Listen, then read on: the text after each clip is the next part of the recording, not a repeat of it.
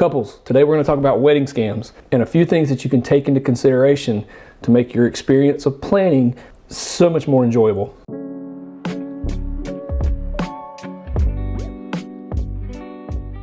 Hello, my name's Caleb. I am a wedding photographer with a little over 15 years in the wedding industry. And today I want to go over a few things to hopefully make you less of a target and make wedding planning a much more enjoyable experience. So these scams are getting out of control and they're getting nearly impossible to spot. I see a lot of these stemming from social media groups where couples will post for a specific service that they need and immediately get bombarded with comments of people claiming to be able to offer that service, generally speaking, for ridiculously low amount. Now, while there are a lot of good vendors in these groups of all experience levels, there's also a lot of people out there that are just trying to steal from you.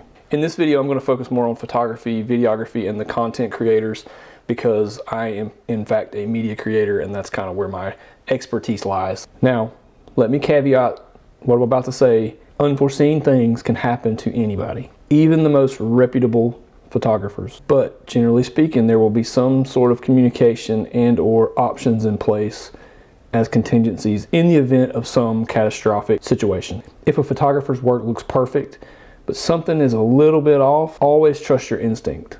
Scammers are stealing images from other photographers, using AI to create completely false images, and they're even posting false reviews. They'll gain a little bit of trust, take your deposit, and then completely ghost you. This is making it much more difficult for people in the wedding industry to gain people's trust in order to do business. Hopefully this never happens to you, but here's a couple things you can keep in mind when you're planning for your day. So the first thing, and probably in my opinion one of the most important things, is to make sure you're actually inquiring with a real person. You may laugh at this, but if you can't get them to meet for a consult, a video call, or at the very least get on the phone for a phone conversation, I would see that as a major red flag. I do this with clients as well. I get a number of email and message inquiries throughout the year, and I would say probably a quarter of those people are either some sort of scam or credit card fraud or something along those lines. If I can't get you on the phone, if I have a weird feeling about it, then it's an instant no for me. Number two, ask to see a full wedding gallery.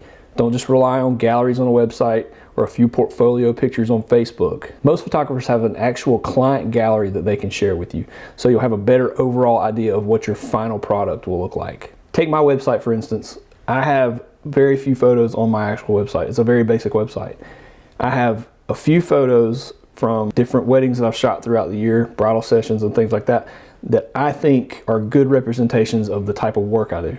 So those are the ones I put on. But I do also have access to client galleries that I can send to a potential client and give them access to multiple different galleries to show, hey, this is what this looks like, this is what this looks like, and give them multiple options and also kind of reassure them that, hey, I do this for a living and I am competent and capable. I'm a real person. Number three, make sure there's a real contract and read it thoroughly. Make sure you understand the terms and what to expect from your photographer, while also make sure you understand what they expect from you. Make sure the terms of what you are paying for are clearly laid out. And if there's any questions or something that needs to be adjusted, make sure all that's done prior to you signing it. The contract is there for both of you and to make sure everyone has a clear picture of expectations. And finally, don't be afraid to ask questions. What happens if your camera breaks? What happens if you lose my photos? How do you keep from losing my photos? Are you natural light only, or are you comfortable shooting in low light scenarios? At the end of the day, folks, we're all human